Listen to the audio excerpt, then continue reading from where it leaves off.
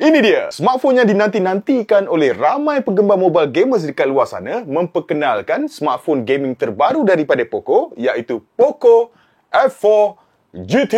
Jadi to be honest, aku memang agak excited sikit lah dengan Poco F4 GT ni. Mainly disebabkan Poco F4 GT ni adalah merupakan proper flagship device daripada Poco untuk tahun ni. Jadi aku pun tak nak intro panjang-panjang sangat sebab bukan korang je, even aku sendiri pun aku sebenarnya tak sabar nak berkongsi, nak bercerita pada korang perkara-perkara yang menarik tentang Poco F4 GT ni. Maka salam guys, semua semalik di sini. Tanpa melengahkan masa lagi, jom kita mulakan video ini. Let's go.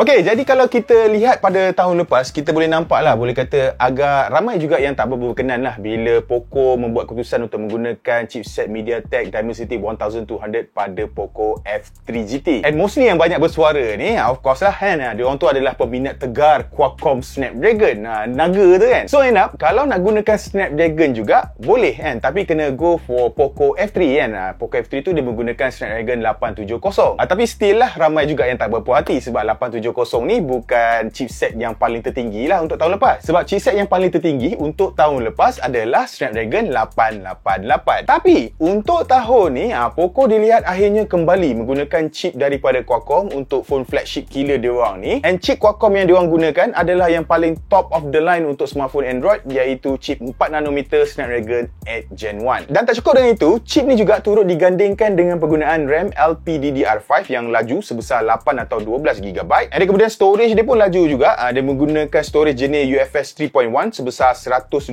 atau 256GB. Dan Poco F4 GT ni juga, of course lah kan, dia menyokong rangkaian 5G. So bila tengok dia punya spek dalaman dia ni, memang meleleh habis lah kan. Jadi dengan penggunaan chip Snapdragon 8 Gen 1 ni, memandangkan ini adalah antara chip terbaik dan terpantas yang ada untuk peranti Android, confirm lah kan, apa benda je yang korang buat dekat phone ni, dia akan sepantas kilat. Dan memandangkan fokus utama phone ni adalah untuk memberikan pengalaman gaming terbaik, memang korang campak je lah game apa pun dekat phone ni, confirm dia akan mampu untuk run game tu dengan cemerlang. Tapi aku faham jugalah yang mana antara kerisauan utama bakal user Poco F4 GT ni adalah mampukah Poco F4 GT ni handle kepanasan Snapdragon 8 Gen 1 tu. Sebab by this time kita tahulah yang mana chip perprosesan Snapdragon 8 Gen 1 ni, walaupun dia memang powerful gila kan, walaupun dia memang antara yang terpantas, still antara isu utama yang membelenggu chip perprosesan ni adalah masalah throttling. Atau kata lain, performance dia tu akan drop apabila suhu CPU tu dia naik meningkat secara mendadak. Jadi untuk overcome masalah ni, Poco telah memperkenalkan teknologi Liquid Cool 3.0.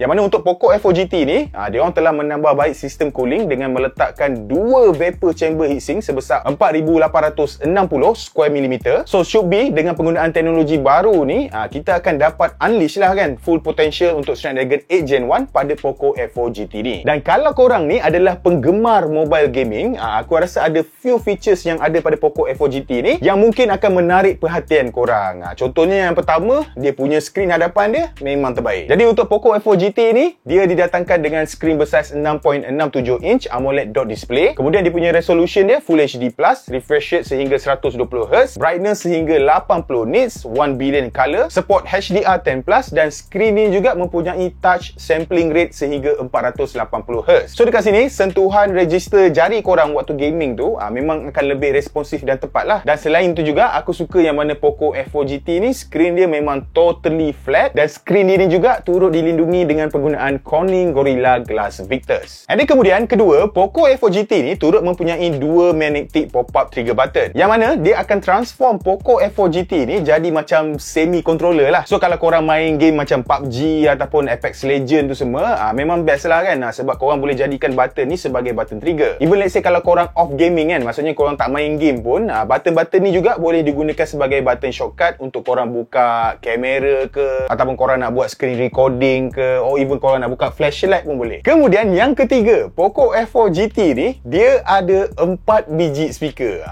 Yes, korang memang tak salah dengar. So kalau macam selalu kita boleh nampak macam kebanyakan smartphone dia akan bagi 2 speaker lah kan, satu atas, satu bawah. Tapi untuk Poco F4 GT ni, dia ada 2 speaker dekat bahagian atas dan 2 speaker pada bahagian bawah. Dan untuk audio ni, Poco F4 GT ni dia turut support untuk Dolby Atmos dan juga high-res audio. Ada kemudian Poco F4 GT ni juga turut mempunyai haptic feedback vibration X-axis linear motor yang memang sangat baik lah. So kalau nak cerita dari segi dia punya vibration dia tu, dia memang very tactile and dia memang terasa flagship dia tu. Kemudian keempat, Poco F4 GT ni dia punya charging speed memang berdesut laju gila lah. Jadi macam Poco F4 GT ni, dia didatangkan dengan kapasiti bateri sebesar 4700 mAh. And bateri dia ni bukan sebiji tau. Dia sebenarnya split jadi dua. So kira ada dua bateri dekat dalam ni yang berkapasiti 2350 mAh. Jadi dengan kapasiti bateri sebesar ni, anda kemudian dengan menggunakan adapter pengecasan 120 watt hypercharge yang Poco bagi dalam kotak tu, bayangkan korang boleh charge smartphone ni daripada 0 hingga 100% dalam masa 17 minit sahaja. Dan Poco F4 GT ni juga memandangkan dia adalah smartphone gaming dan memandangkan yang mana dia tahu yang mana para gamers dekat luar sana memang bukan jenis yang penyabar. So dia orang come out dengan satu teknologi yang dipanggil sebagai multiple tap winning, yang mana adalah selamat untuk korang gunakan Poco F4 GT ni walaupun time tengah charging tu. Cuma satu kekurangan dia, kalau korang buat style macam ni, dia punya pengecasan dia tu akan lambat sikit lah nak full. So kalau korang gunakan time gaming tu, waktu charging tu, dia akan masa dalam 27 minit, setengah jam macam tu lah untuk full charge. Still bagi aku sebenarnya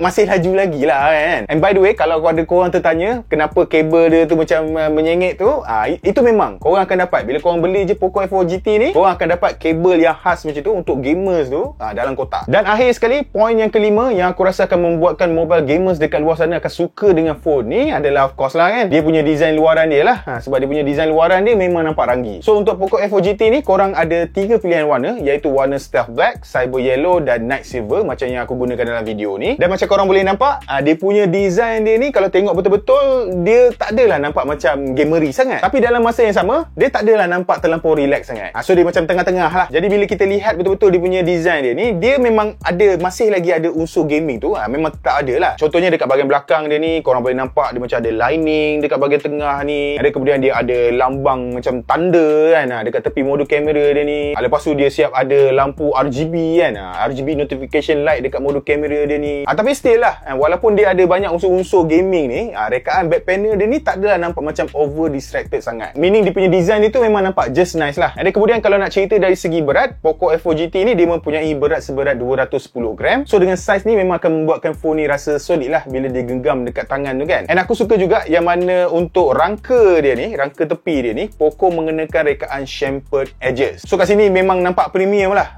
So bila pegang tu dia memang akan rasa macam boxy sikit lah phone ni. So personally untuk warna ni, kalau lah diberi pilihan kan, antara ketiga-tiga warna yang ada tu, aku memang akan go for warna Cyber Yellow lah kan. Sebab Cyber Yellow tu warna dia memang menyelah, and aku memang suka benda-benda yang menyelah ni. Kalau tak dapat warna Cyber Yellow, then aku akan go for Night Silver lah. Dan last sekali kalau tak dapat Night Silver, memang aku terpaksa go for Stealth Black lah. Tapi itu pendapat aku lah kan untuk pilihan warna ni. Kalau korang macam mana? Korang akan pilih warna yang mana satu? So tu je lah 5 feature utama yang aku rasa akan membuatkan mobile gamers terutamanya akan tercedok jatuh hati bila tengok Poco F4 GT ni. Tapi bukan tu je lah yang ada pada Poco F4 GT ni. Jadi selain daripada 5 feature yang aku cakap tadi tu, phone ni juga turut mempunyai side mounting fingerprint yang berfungsi juga sebagai power button. Kemudian phone ni juga turut menyokong dual nano SIM, dia ada NFC, dan untuk operating system dia menggunakan Android 12 dengan UI MIUI 13 for Poco. Untuk kamera pula, pada bahagian belakang ada kamera utama bersaiz 64MP IMX 686 f1.9, kamera ultrawide 8MP f2.2 dan kamera makro 2MP f2.4. Kemudian pada bahagian hadapan dekat dia punya dot display tu, kita ada kamera bersaiz 20MP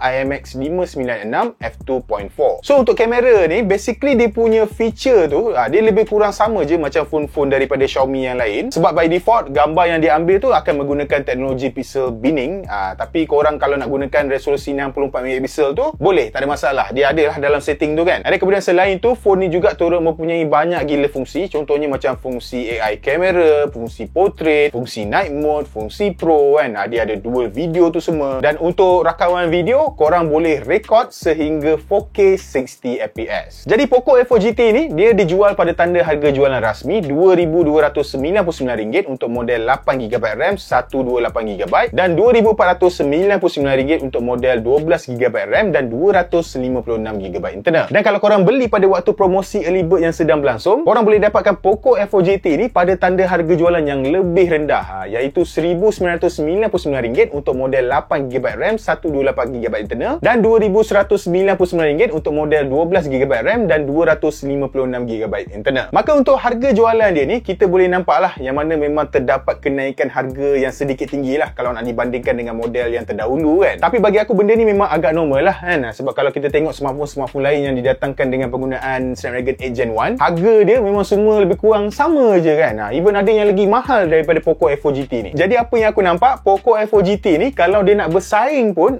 dia akan bersaing dengan jiran sebelah rumah dia lah, iaitu Realme GT2 Pro. Tapi dekat sini pun aku rasa tak adalah macam bersaing sangat pun kan. Sebab Poco F4 GT ni, dia berada pada kelas yang berbeza. Dia berada dalam kelas gaming kan, smartphone gaming. So dia ada feature-feature khas lah kan. Contohnya macam magnetic pop-up trigger tu. Dan kemudian dia ada advanced liquid cooling system yang baru. Dia ada quad speaker. Yang mana feature-feature ni lah yang akan membezakan Poco F4 GT ni dengan Realme GT2 Pro ataupun dengan smartphone-smartphone yang lain. So kalau korang ni adalah mobile gamer sejati, aku rasa confirm lah kan, korang akan lebih tertarik untuk dapatkan Poco F4 GT ni.